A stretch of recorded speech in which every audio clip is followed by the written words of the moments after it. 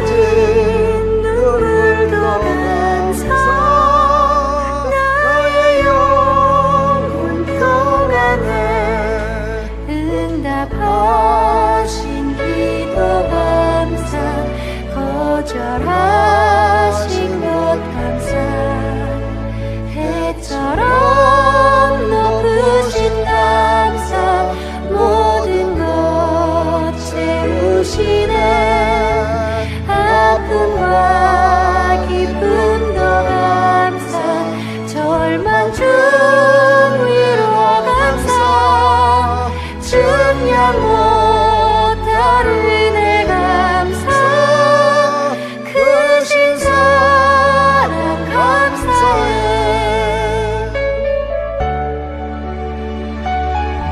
사람들은 감사할 게 없다고 얘기할 때가 많죠. 그러나 찾아오면 감사가 넘쳐납니다. 감사가 넘친 축복합니다.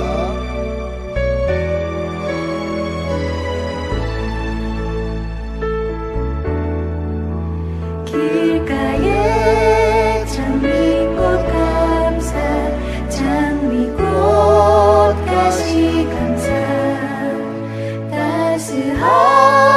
따스한 가정 희망 주신 것 감사 기쁨과 슬픔도 감사 하늘 평안을 감사 내일의 희망을 감사 영원토록 감사해 기쁨과 슬픔도 감사 하늘 평안을 감사 내일의 희망을 감사 영원토록 감사해 영원토록 감사해 날 구원하신 하나님 감사합니다. 감사합니다. 우리의 첫 번째 감사입니다. 그것이 우리의 영원한 감사가 되기를 축복합니다.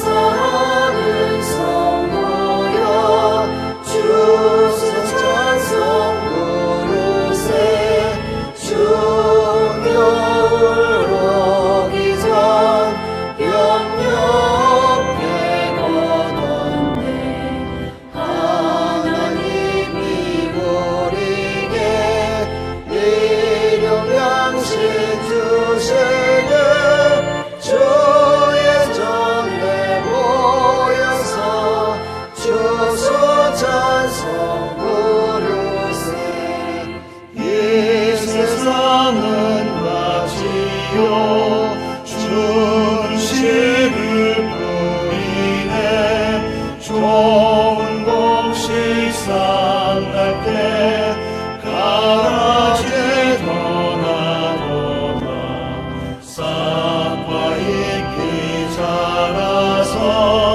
열매 맺게 되나니 우리 교회를 온전한 알곡 되게 하소서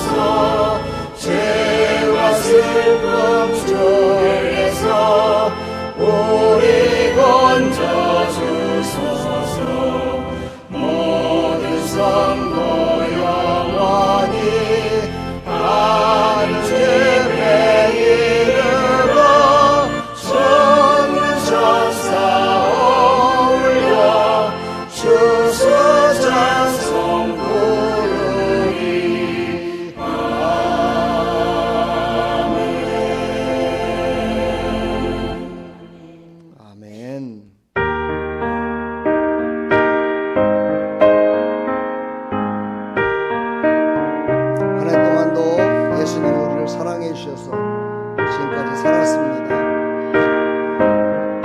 우리 입술로 예수님 사랑합니다 1년 동안 몇 번 고백하셨어요? 예수 사랑하심을 성경에서 배웠네.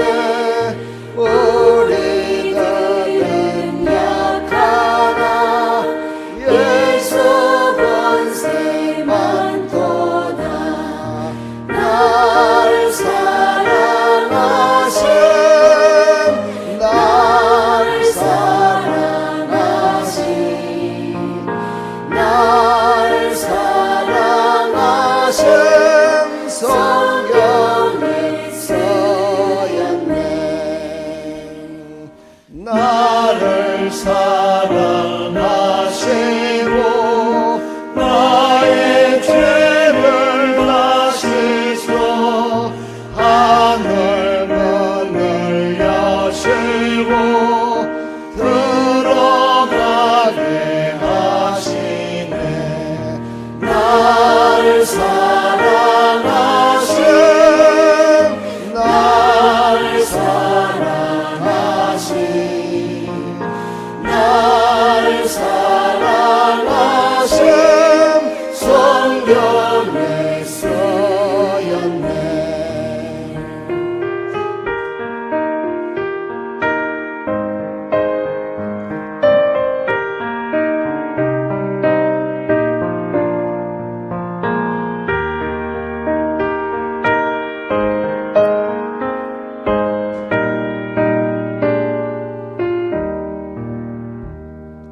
내가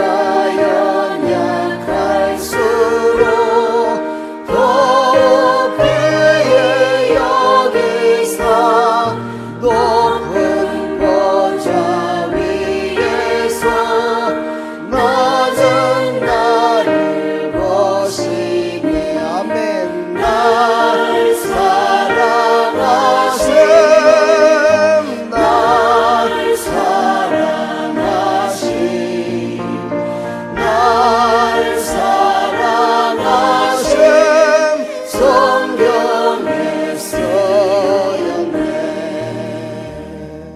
세상 사는 동안에 나와 함께 하시고 세상 떠나가는 날 천국 가게 하소서.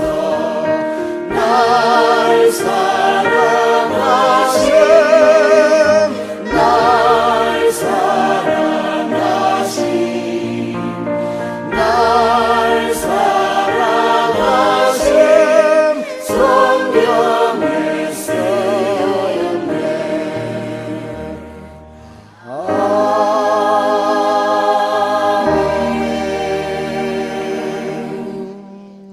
아멘. 아멘.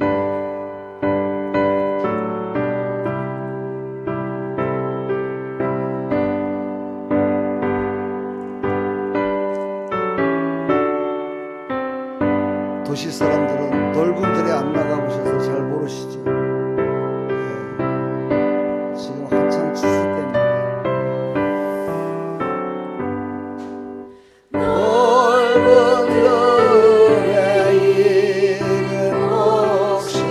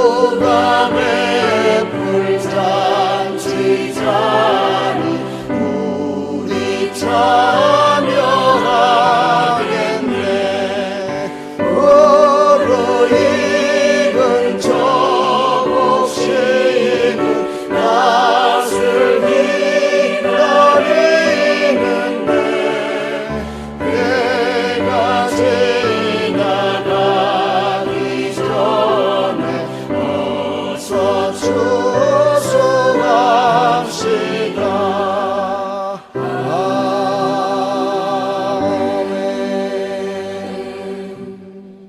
아멘.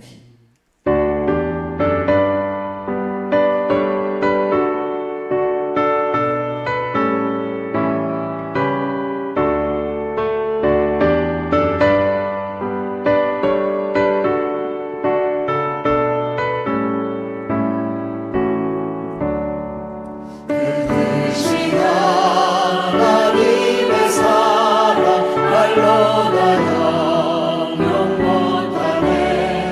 저 높고 높은 별을 넘어 빛나고 낮은 땅 위에 죄범한 영혼과 하여 그 아들 보내사 어목제물 삼을 쓰고 죄 용서하셨네.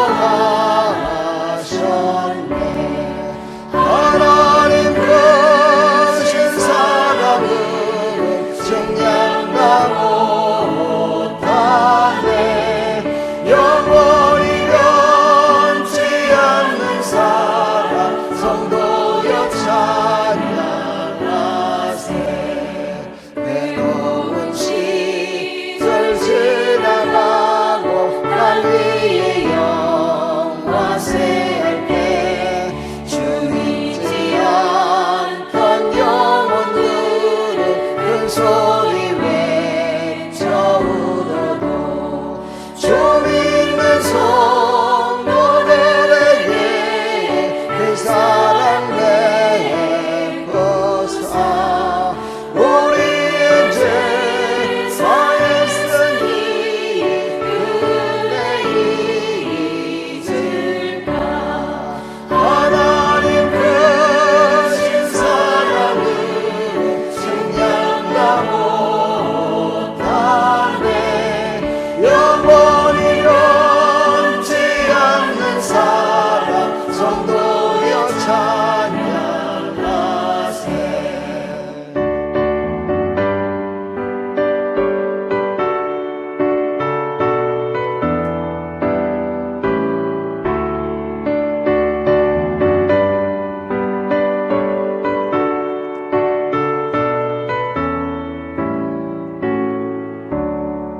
하늘을 두루 많이 삼고 바다를 먹물 삼아도 한없는 하나님의 사랑 나 기록할 수 없겠네.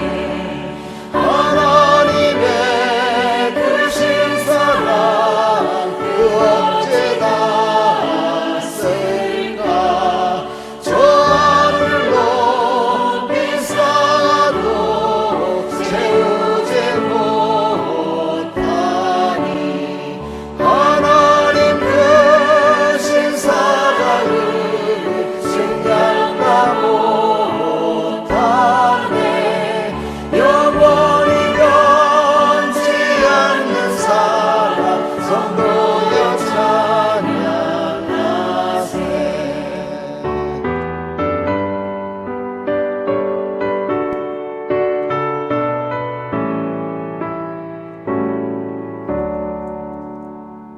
아멘.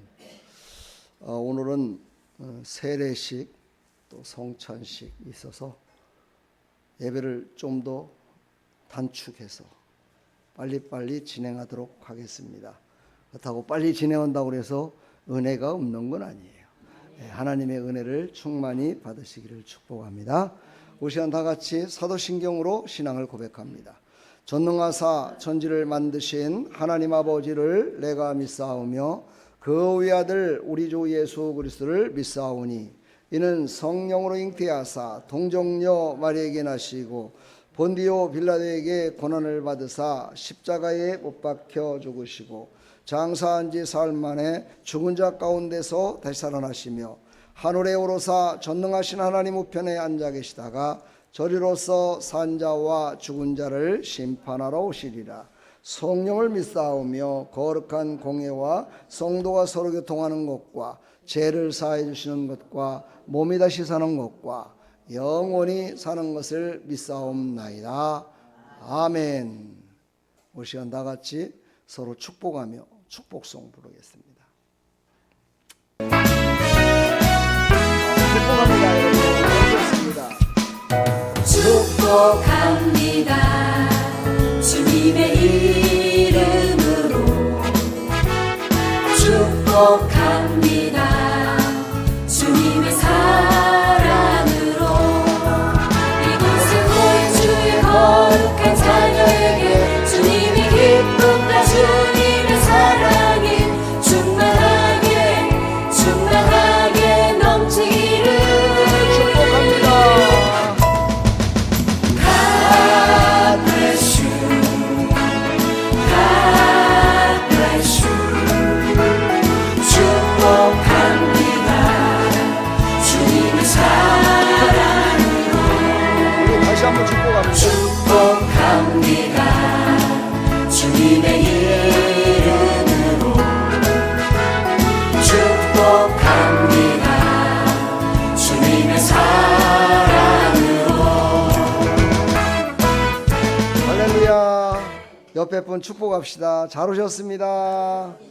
축복합니다. 축복합니다, 여러분. 잘 오셨습니다. 우리 홍광 성도님도 또 이렇게 오셨습니다. 축복합니다. 우리 김광모 우리 성도도 오늘 또 일이 있지만 그래도 오늘도 나왔고, 우리 이철우 성도님도 엄마보다 이제 앞서가는 신앙으로 이제 나왔습니다. 축복합니다. 우리 김선숙 집사님도 저렇게 팔을 다쳐서 팔이 부러졌는데도 불구하고 믿음을 갖고 나왔어요. 축복합니다, 여러분. 자기 칭찬 안 해줬다고 또 서운할 사람 손들어요. 제가 칭찬해 줄게요. 하여튼 축복합니다. 바로 하나님 말씀 보겠습니다. 하나님 말씀은 신명기 24장입니다. 못 찾으신 분은 앞에 모니터를 보시면 됩니다. 너는 애굽에서 종되었던 일과 네 하나님 여호와께서 너를 거기서 속량하신 것을 기억하라. 이러므로 내가 네게 이 일을 행하라 명령하노라. 네가 밭에서 곡식을 벨 때에 그 한 붓을 밭에 잊어버렸거든 다시 가서 가져오지 말고 나그네와 고아와 과부를 위하여 남겨두라. 그리하면 네 하나님 여호와께서 네 손으로 하는 모든 일에 복을 내리시리라. 네가 네 감람나무를 떤 후에 그 가지를 다시 살피지 말고 그 남은 것은 객과 고아와 과부를 위하여 남겨두며 네가 네 포도원의 포도를 딴 후에 그 남은 것을 다시 따지 말고 객과 고아와 과부를 위하여 남겨두라. 너는 애굽 땅에서 종되었던 것을 기억하라. 이러므로 내가 네게 이 일을 행하라 명령하노라. 아멘. 오늘 말씀을 통해서 큰 은혜 받는 귀한 시간 되기를 간절히 축복합니다. 참 기도하겠습니다. 하나님 감사합니다. 오늘도 하나님이 우리에게 이 추수감사절을 지키라 명하셔서 오늘 구약에는 77절이라고 얘기합니다. 오늘 추수감사절을 통해서 하나님께서 주신 것 감사함으로 많은 열매를 맺은 것, 아니 하나님께서 주신 모든 감사의 조건들을 하나님 앞에 고백하는 귀한 시간 될 수 있도록 은혜 베풀어 주시옵소서. 예수 그리스도의 이름으로 감사하며 기도하옵나이다. 아멘. 잘 오셨습니다, 여러분. 하나님은 모든 일에 복을 주시기를 원하십니다. 사람들은 왜 하나님은 복을 나한테 안 주시냐고 이렇게 얘기하시는 분들도 있지요. 그리고 어떤 분은 하나님이 이렇게 복을 주셔서 내가 이렇게 살아갑니다 라고 고백하는 사람도 있고요. 여러분은 어디에 속하신가요? 하나님이 한 해 동안도 지켜주셔서 감사합니다. 이렇게 지금까지 지내온 것 하나님의 은혜입니다. 이렇게 고백하시는 분들이죠. 그렇게 고백하며 살아갈 때요, 하나님은 더 복의 복을 주신다 말씀하십니다. 그런데 오늘 이제 신명기에 나오는 이 말씀은 모든 사람들이 살아가면서 지키면 하나님께서 복을 주시겠다는 그런 말씀입니다. 오늘 이 말씀 가운데 우리가 큰 은혜 받으시고 정말 하나님께 복을 받을 그 근본이 무엇인가, 그 근본이 무엇인가를 깨달으셔서 우리의 인생 가운데 다른 건 다 잊어버리더라도 구원하셨음에 감사하고 하나님이 복 주심에 감사할 때 그 복의 근원이 되신 하나님께서 무엇을 통해서 우리에게 더 큰 복을 주시는가, 이거를 깨닫고 살아가기를 간절히 부탁합니다. 오늘 제목이 모든 일에 복을 내리시리라 이렇게 했는데요, 이 말을 두 자로 바꾸면 어떻게 될까요? 두 자로다가 딱 바꾸면 어떻게 표현할 수 있죠? 두 자로. 축복. 저 뒤에 우리 막내가 얘기하는 형통이라고 합니다. 형통이라는 건 뭐냐면 들어가도 나가도 복을 받고, 작은 일에도 복을 받고, 큰 일에도 복을 받고, 잘못해도 복을 받고, 잘해도 복을 받고, 하여튼 모든 것이 다 복된 게 형통입니다. 여러분, 형통한 복이 넘쳐나기를 축복합니다. 그것을 성경에서 오늘 말씀하시기에 모든 일에 복을 내리시리라. 모두가 다 복을 받는 귀한 시간 되기를 축복합니다.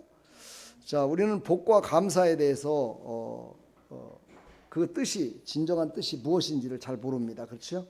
복 받으세요 그러잖아요. 그렇죠? 새해 복 많이 받으세요 이렇게 복을 하는데, 그 사람들은 그게 진정한 복이 무엇인지를 알고 하는 건지 잘 모르겠어요. 그렇죠?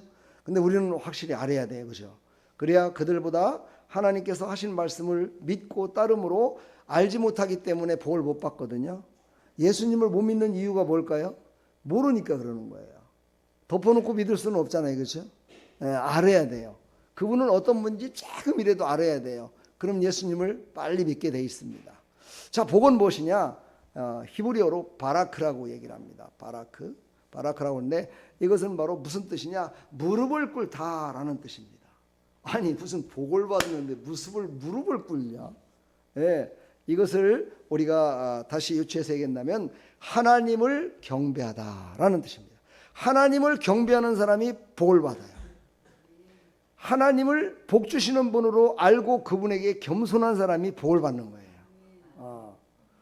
이거는 이제 물질의 복을 또 생각하게 되죠. 그렇죠? 물질의 복도 주십니다. 그러나 하나님은 처음부터 물질의 복을 주시지 않습니다. 그 심령 가운데 물질과 모든 것을 받을 수 있는 그릇이 됐을 때 주십니다. 그러니까 우리는요, 하나님을 먼저 복 주시는 분이신데 어떤 복을 주시냐? 겸손하고 온유하고 성실하고 공의롭고 정말 하나님은 전능하신 분이야. 그분을 믿는, 겸손히 믿는 자들에게 하나님은 복을 주신다. 그러니까 복의 근원은 어디서부터요? 하나님으로부터. 그렇죠? 자, 이제 또 감사라는 걸 얘기해 볼까요? 감사를 야다라고 얘기합니다. 야다. 제가 뭐 추수감사절 때라든가 감사절 때 이 설교를 맨날 합니다. 그래도 잃어버립니다. 또 잊어버립니다. 그렇죠? 야다는 무슨 말이냐? 손을 펴다라는 뜻입니다. 손을 펴다. 뭐 손을 핀 게 뭐 감사냐? 이렇게 얘기할 수 있겠지만, 하나님은 이 두 손을 만들 때 이 두 손으로 해야 될 일들을 하나님은 허락하셨습니다. 그래서 이 두 손으로 나도 먹고 살아야 되지만 이 두 손으로 다른 사람의 힘들고 어려운 것을 도와주라고 만든 겁니다. 두 손을. 그렇지요? 그래서 우리는 감사라는 것은 내가 먼저 손을 펴서 고맙습니다. 내가 먼저 손을 펴서 아유 잘 오셨습니다. 이렇게 하는 사람이 감사가 넘치는 그런 사람입니다. 그러니까 오늘 손을 펴다. 이거를 다시 유추해서 말한다면 하나님께 예배를 드리다 이런 뜻입니다. 그러니까 복을 받아서 감사하게 사는 사람은요, 오직 나의 1순위는 하나님, 오직 하나님으로 말미암아 복을 받아서 그 하나님께 예배드리며 살아가는 겁니다. 근데 예배만 드린다고 돈이 벌릴까요? 직장이 나올까요? 직장이 막 촥 열려요? 아니에요. 이 예배라는 것은 우리가 무엇을 말하는 거냐면 우리의 모든 삶 가운데 하나님이 계시다라고 생각하고 삶을 살아가는 겁니다.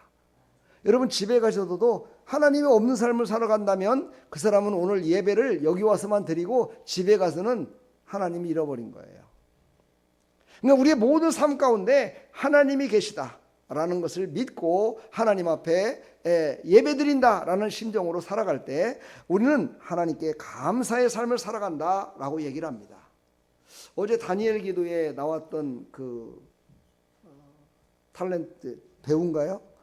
그 집사인데 참 어제 원초적인 진짜 근본적인 이야기를 참 많이 하더라고요.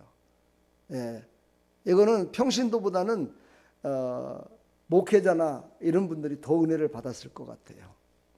거기에서 제일로 강조하는 게 뭐냐? 술, 담배 끊어라. 술, 담배는 내가 술, 담배를 해갖고 지옥에 가는 건 아니에요.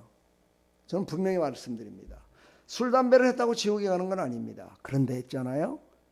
술, 담배는 나를 지옥으로 끌고 가기 위한 유혹하는 도구로 이 사단 마귀가 사용한다는 겁니다. 그래서 그거를 끊지 못하면 진실되게 하나님을 믿으려고 하는데도 그것 때문에 걸림돌이 될 때가 있어요. 그것이 나를 미혹하기 때문이죠. 여러분, 미혹이라는 말을 들어보신 적이 있으십니까?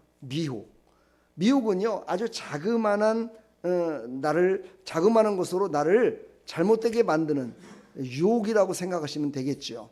미혹은 어떤 거를 여러분 생각하십니까? 미혹.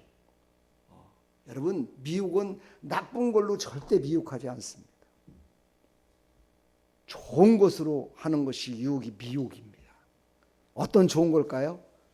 예, 여러분 한번 생각을 해보세요. 하나님을 잘 믿는다고는 하지만은 잘 믿는데도 불구하고 하나님 앞에 예배도 잘 드리는데도 불구하고 하나님이 주시는 복을 받지 못하는 사람들도 있습니다. 여러분 곰곰이 생각하셔야 됩니다. 어제 그 얘기를 아주 철저하게 얘기를 하더라고요. 자기가 지금까지 살아오면서 그 미혹에 넘어져서 자기는 지금까지 이렇게 살았다라고 그러면서 이제 그것을 인제사 깨달았다는 거예요. 하나님이 감동을 주셔서 깨달았다고 하면서 그걸 간증을 하더라고요. 참 집에 가셔서 다시 한번 그걸 유튜브를 한번 보십시오. 왜 미혹이라는 것은 좋은 것으로 하느냐? 좋은 것으로 해야 사람들이 믿는 사람들이 특히 믿는 사람들입니다. 믿는 사람들이 좋은 것으로 이렇게 미혹을 해야 이게 하나님의 영광이지 않는 것이죠. 선한 것으로 하는 것을 하나님의 뜻이라고 생각하잖아요. 그렇죠? 선한 것으로 남을 구제하는 것 이것이 바로 하나님의 뜻이다라고 생각하고 그거에는 별반 의심을 하지 않고 무조건 그것을 실행합니다. 그러나 여러분 아십니까? 하나님은 그 가운데에서도 이것은 지금이 아니고 다음번에 하라는 사인을 줄 때가 있습니다. 무엇입니까? 지금은 예배 시간인데 예배 시간에 예배를 드려야 될 시간인데 친구가 마음이 아프다고 대화 좀 하자고 그러니까 친구의 마음을 기쁘게 해주려고 하나님 친구가 이렇게 괴롭고 힘들어서 자살까지 생각하고 있다는데 이 친구하고 얘기하는 것이 이것이 하나님의 뜻 아닙니까? 이러면서 그 친구하고 얘기하는 것이 바로 하나님의 뜻이라고 생각한다는 거지요. 둘 다 좋은 거지만 우선순위가 있다는 거예요. 그래서 그때는 누구에게 물어봐야 돼요? 하나님께 여쭤봐야 돼요. 하나님, 제가 이 친구와 대화를 할까요? 아니면 예배드리러 갈까요? 아니면 친구를 데리고 예배드리러 갈까요? 이렇게 아마 물어보면 하나님이 그러실 것 같아요. 그러냐? 그러면 너하고 대화하는 것보다는 나하고 대화하는 게 나으니까 예배를 같이 드려라 라고 아마 하나님이 말씀하실 거예요. 근데 여기까지 생각하는 신앙인들이 많지 않다는 겁니다. 여기까지 하나님 앞에 물어보지 않는다는 거죠. 좋은 일은 무조건 하나님의 영광, 하나님의 뜻인 줄 알고 무조건 실행해요. 근데 그것이 나를 하나님의 복을 받지 못하게 만드는 이 마귀의 미혹이 숨어 있을 수 있다는 거죠. 그것을 이길 수 있는 방법은 좀 전에 얘기했죠. 하나님께 물어봐야 돼요. 하나님 어떻게 했으면 좋겠습니까? 그러면 사람에게는 누구에게나 양심이라는 걸 다 주셨습니다. 양심. 그 양심 속에서 하나님이 역사하시거든요. 그 양심 속에서 하나님이 우리의 마음과 생각과 뜻, 우리의 몸을 움직이시거든요. 그때 우리가 아무리 믿음이 없다 손치더라도 하나님께 그것을 여쭤봤을 때 하나님께서는 우리 마음 가운데 두 갈래를 갖고 막 이렇게 싸우게도 만들고 어떤 때는 맞아 하나님은 그래 하나님께 예배드리고 하나님께 같이 가서 하나님의 음성을 듣는 게 첫째지 이 마음을 그 양심 속에 하나님이 응답해 주신다는 겁니다. 제가 왜 이 말을 이렇게 길게 하냐면요. 여러분 감사할 때 하나님은요. 기쁨으로 감사할 때 하나님의 음성이 잘 들려요. 하나님 앞에 감사합니다라고, 하나님 감사합니다, 하나님 나에게 이런 걸 주셔서 감사합니다, 이것을 어떻게 할까요? 이렇게 하나님께 여쭤봤을 때요, 하나님의 음성이 잘 들린다니까요. 여러분, 그 음성을 들으시기를 간절히 축복합니다. 저는 사실 한 주간 동안 이렇게 설교를 이렇게 웃으면서 즐겁게 기쁘게 할 정도로 제 진짜 인간적인 마음으로서는 마음이 아픈 일이 있었습니다. 왜냐하면 내 가장 사랑하는 내 동생이 갑자기 그것도 하나님의 부르심 받아서 떠났기 때문이죠. 그것도 또 그냥 나는 가서 조문만 하고 온 것이 아니라 그의 장례를 3박 4일 동안 날밤을 새우면서 예배를 드리고 많은 사람들을 섬기며 정말 장례 가운데 모든 사람들이 은혜 받고 구원받으라고 하는 그런 설교까지 해야 되는 그런 상황 속에서도 한 주간을 보냈습니다. 오늘 아침에 저한테 문자가 왔더라고요. 우리 큰딸한테 문자가 왔어요. 아빠의 마음이 가장 지금 다른 사람보다 마음이 아프실 텐데 마음 잘 추스리시고 오늘 예배 잘 드렸으면 좋겠습니다 하고 이렇게 문자가 왔더라고요. 한편으로는 참 감사했지만 한편으로는 그래 목사니까, 아니 믿음의 사람이니까 나는 네가 그렇게 하지 않아도 나는 그런 마음이 생겼어. 그러니까 너도 오늘 예배를 잘 드린다라고 고백했으면 참 좋겠다라는 마음이 생기더라고요.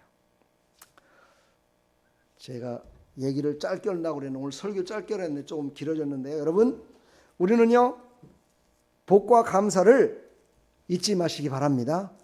이 복과 감사를, 근본적인 복과 감사를 잃어버리면 안 돼요. 근데 그 복과 감사는 먼저 내가 객이 되었음을 우리는 깨달아야 돼요.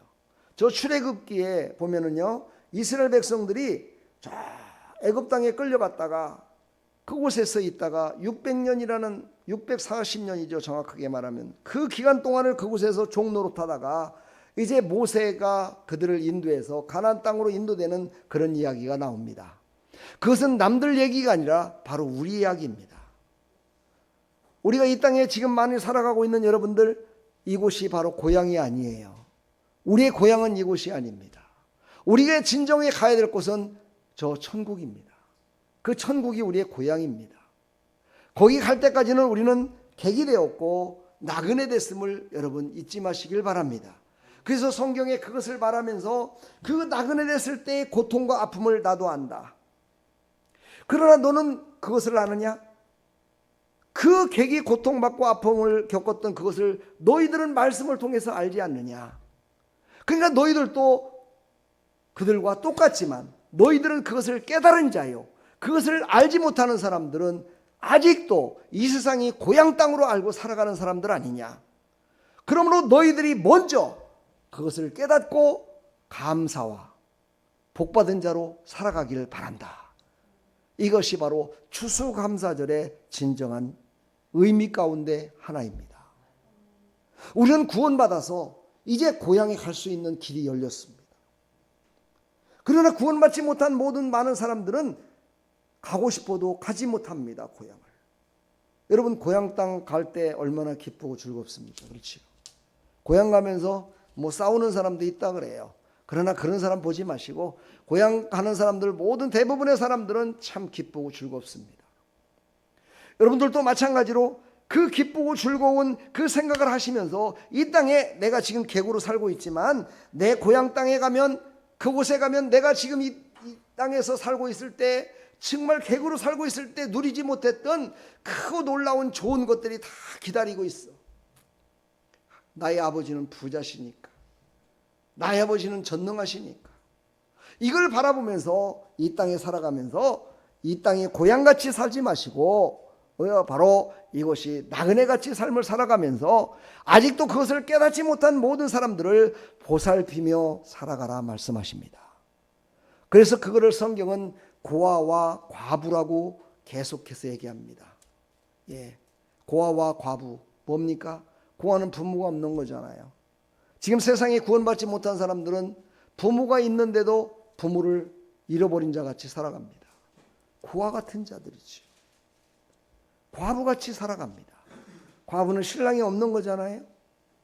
우리는 예수님을 신랑 같은 분으로 그렇게 사랑하는 사람으로 생각하며 살아가는 사람들입니다.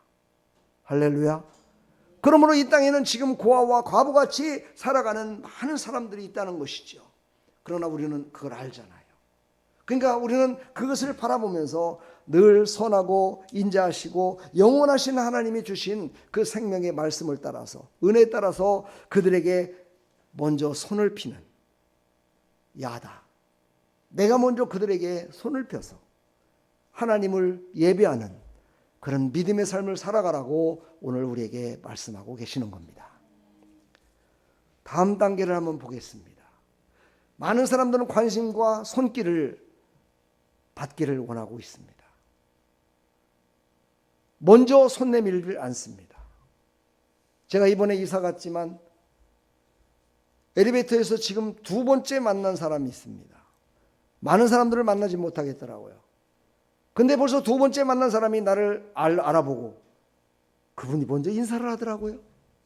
그래서 야, 난 지금 두 번째밖에 안 되는데, 다른 사람들은 그런 거 잘 기억을 못하는데 저는 그런 건 참 기억을 잘해요.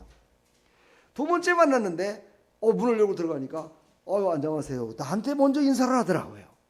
근데 그분에게 첫 번째는 누가 있느냐? 내가 먼저 인사를 했어요. 처음 보는 사람이었어요. 그냥 아파트 한 라인을 올라가고 내려가는 그런 관계밖에는 안 돼요. 그럼에도 불구하고 그에게 내가 먼저 인사를 했더니 두 번째 만나니까 나를 알아보고 인사를 하더라고요. 그래서 너무너무 기뻤습니다. 여러분에게 먼저 손 내밀고 기뻐하며 인사하면 기분 좋잖아요. 그렇죠? 우리 옆에 사람한테 한번 인사 한번 해보세요. 잘 오셨습니다. 축복합니다. 예, 이게 또 잘 안 돼요. 그렇죠? 처음 만난 사람들 이게 금방 되지 않습니다. 몇 번 만나봐야죠. 예, 그렇습니다. 바로 우리와 관심과 손길이 바로 구원하심에 감사하고 축복하는 손길이 되기를 간절히 축원합니다. 나를 구원하신 분한테 감사하고, 그렇죠. 나를 구원하신 그분께 감사하고, 하나님께 감사하고, 그것을 많은 믿지 않는 사람들한테 축복을 내가 먼저 손 내밀어 축복하는 나와 여러분들 다 되기를 간절히 축원합니다. 제가 비밀을 하나 알려드리겠습니다. 예수님을 잘 믿는 사람이 믿지 않는 사람들에게 샬롬 축복합니다 그 한마디지만 그것을 통해서 그를 묶고 있는 더러운 악한 세력들이 떠나갑니다. 왜? 떠나가니까 싫어요? 그 사람이 잘 될 것 같으니까 싫습니까? 아멘 하십시오. 아멘. 내가 예수를 믿어서 구원받은 하나님의 백성들이 한마디 한마디가 다른 사람들을 살릴 수 있습니다. 원수막의 더러운 귀신을 내어 쫓을 수 있습니다. 그런 권세를 하나님이 주셨습니다. 그것을 가지고 누리시기를 간절히 축복합니다. 오늘 말씀 가운데 19절에 그랬죠. 내가 밭에서 곡식을 벨 때 그 한 뭇을 밭에 잊어버렸거든 다시 가서 가져오지 말고 나그네와 고아와 과부를 위하여 남겨두라. 그리하면 내 하나님 여호와께서 내 손으로 하는 모든 일에 복을 내리시리라. 이게 무슨 뜻일까요? 지금 벼이삭을 막 곡식을 거뒀는데요. 아이고, 내가 거두다 보니까 막 흘린 게 있어.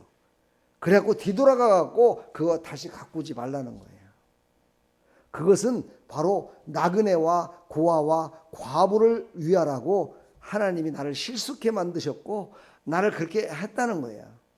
룻기서에 보게 되면은요, 이렇게 실수로다가 그걸 주는 게 아니라 아주 그냥 밭 주인이 명령을 해요. 일하는 사람들한테 당신들 일할 적에 곡식을 거둘 적에 하나도 남김없이 다 거두지 마. 이게 말이 됩니까 여러분? 생각을 해요. 하나도 남김없이 다 거두지 말고 조금씩 흘려줘. 그러면서 얘기합니다. 그 흘려준 것을 이 룻이라는 여인이 주워 갈 거 아니에요. 그 여인은 과부였습니다.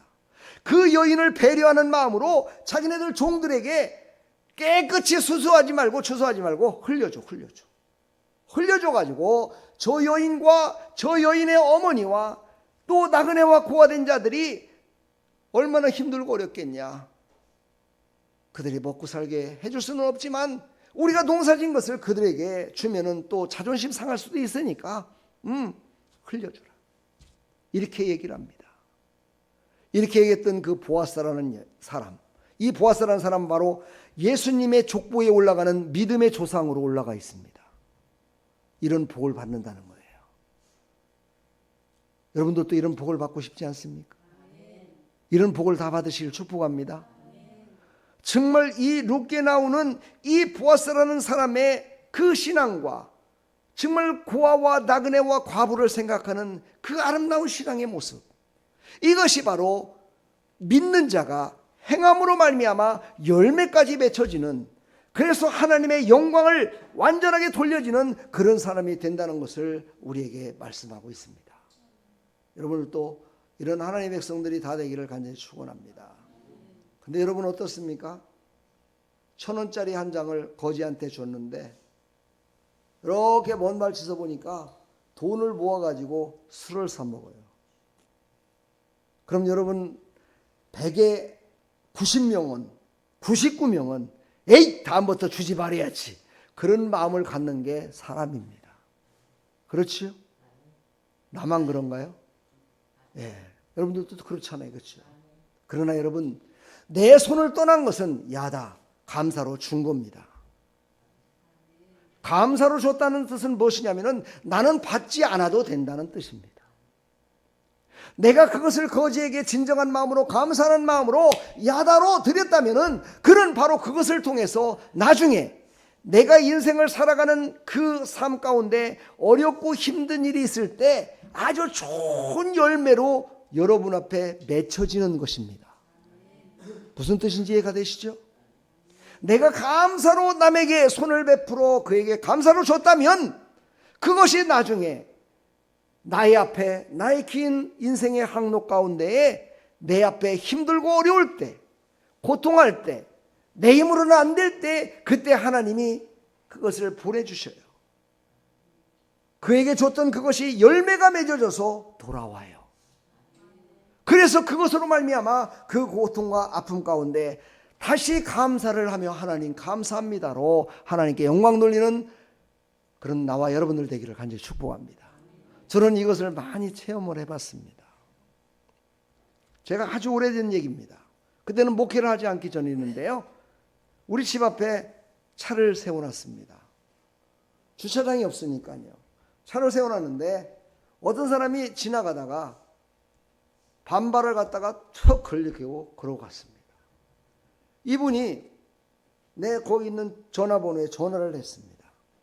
전화해서 아유 제가 차를 이렇게 긁히고 갔는데 이거 고치셔야 될 것 같습니다. 이렇게 전화가 왔어요. 그래요? 아 그건 뭐 차냐고 좋지도 않으니까는요 그냥 가셔도 됩니다. 그냥 떨어지진 않았죠? 그랬더니 안 떨어졌대요. 그랬더니 그냥 가도 됩니다. 그랬더니 이분이 저한테 그래요.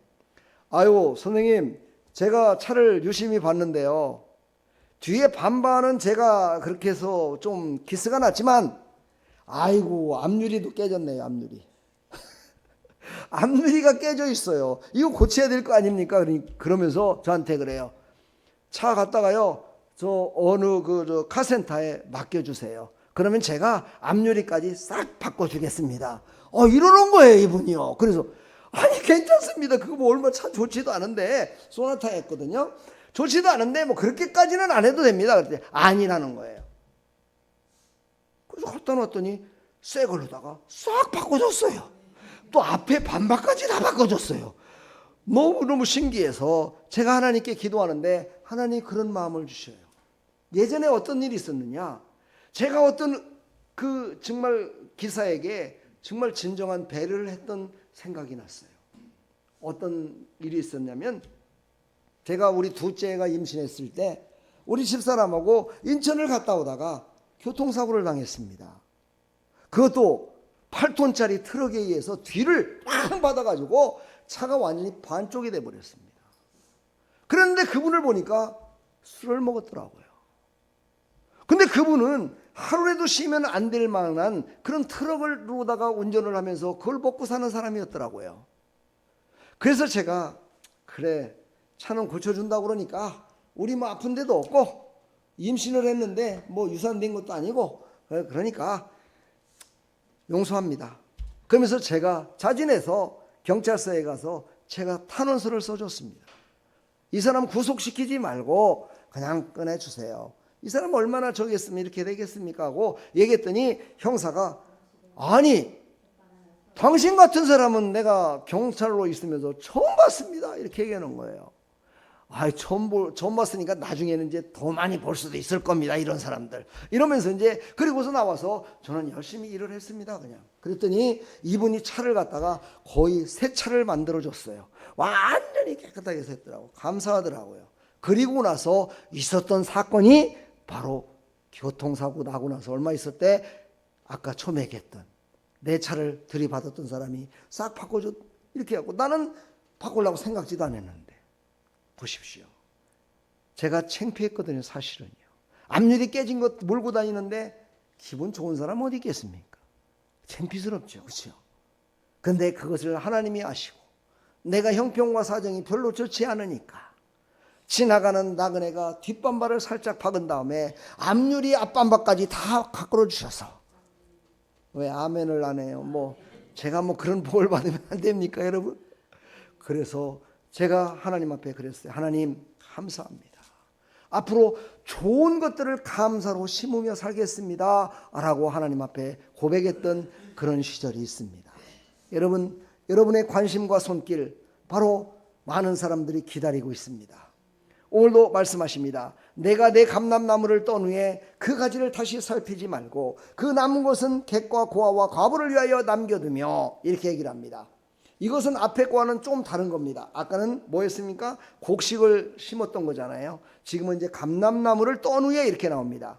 성경에서는 감람나무는 기름 부음을 할 때 기름 짜는 것을 감람나무라고 얘기하고 이 감람나무는 곧 신약에 와서 기도를 뜻합니다. 여러분이 기도하다가 생각나는 사람이 이제 없는 것 같아요. 이제 기도 다 끝난 것 같아요. 그랬을 때 바로 기억해야 될 사람이 누구냐? 바로 나그네와 고아와 과부라는 겁니다.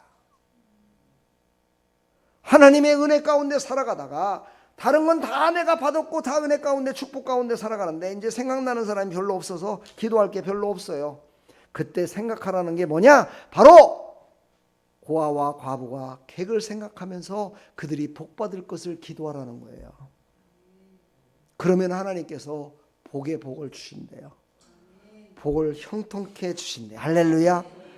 예, 나는 기도했을 뿐인데 내가 기도해서 그 사람이 복을 받았을 뿐인데 그 복받은 것에 10분의 1이 됐든지 아니면 30배가 됐든지 60배가 됐든지 100배가 되든지 이런 형통한 복을 와 나는 기도했을 뿐인데 나에게 하나님이 복을 주시겠다는 거예요. 이 복을 다 받아 누리기를 간절히 축원합니다. 제가 시간이 없어서 손구는 다 읽어드리지 않겠습니다. 보시고 기억했다가 꼭 그렇게 실천하기를 간절히 축원합니다.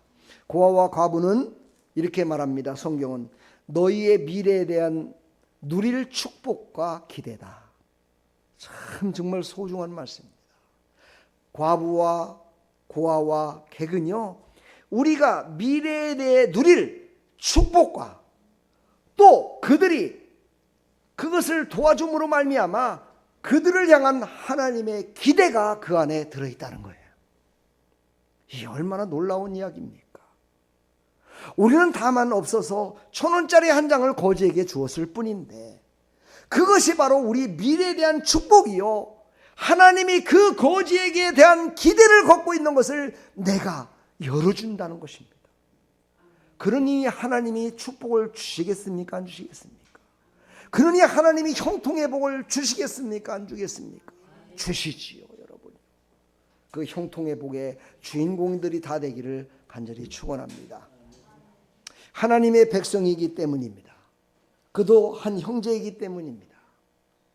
지금은 우리가 눈으로 볼 때는 거지 같지만 없는 사람 같지만 가진 것도 없는 사람 같고 권세도 없는 사람 같지만 그도 하나님의 자녀요 우리의 형제이기 때문이라 성경은 말씀하고 있습니다. 그렇습니다. 고통과 가난과 부르짖는 자를 살피는 것은 바로 그것은 나의 형제요 자매이기 때문입니다.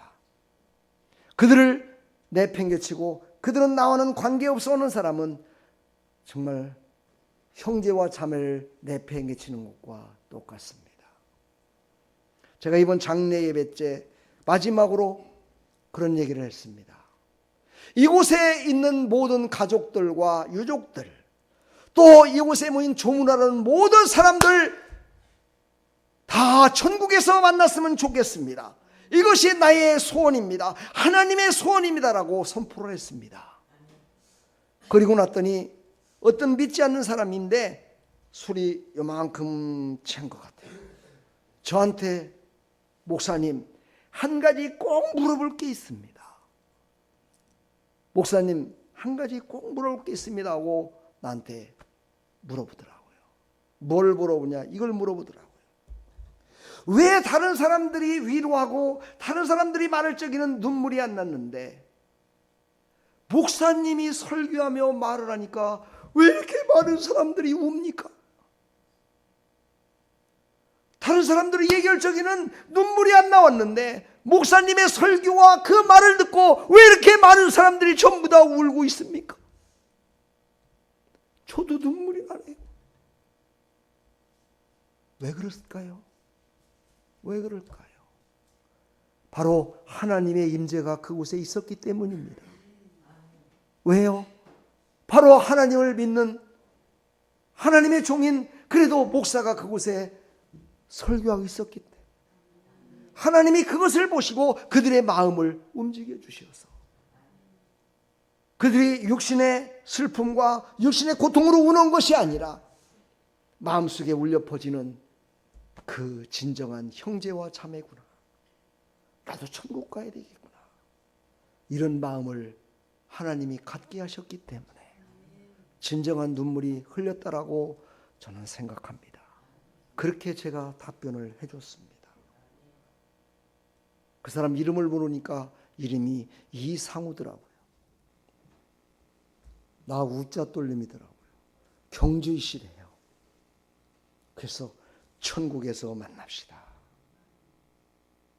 힘들고 어려울 때 오늘을 기억하십시오. 오늘을 기억하시고 좀 전에 했던 제가 했던 그 설교를 기억하십시오. 하나님은 당신을 사랑하십니다. 그리고 그와 헤어졌어요. 인천에 살기 때문에 뭐 그쪽에 교회 나가라고 할 수밖에 없죠. 여기까지야 올 수 없지 않습니까? 우리 사랑하는 성도 여러분, 제가 마지막으로 여러분에게 말씀드립니다. 여러분은 예수 안에서 한 형제요 자매입니다. 그러므로 하나님 나라에서 우리는 다 만날 사람들입니다. 내가 먼저 감사하고 내가 먼저 손을 펴서 섬기는 하나님의 사람들이 다 되기를 간절히 축원합니다. 축복합니다. 여러분 사랑합니다. 하나님 감사합니다. 오늘도 주신 이 생명의 말씀을 따라서 우리가 살아가는 동안에 늘 날 구해 주신 감사하면서 날 구원하신 그 하나님을 감사하며 살아갈 수 있도록 은혜 베풀어 주시옵소서.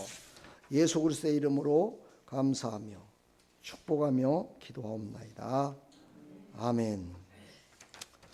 자, 이어서 바로 제가 축도하기 전에 시간이 없어서 바로 세례 예식을 거행하도록 하겠습니다. 세례라는 것은 바로 씻는다는 뜻입니다. 무엇을 씻겠습니까? 죄를 씻는 거지요.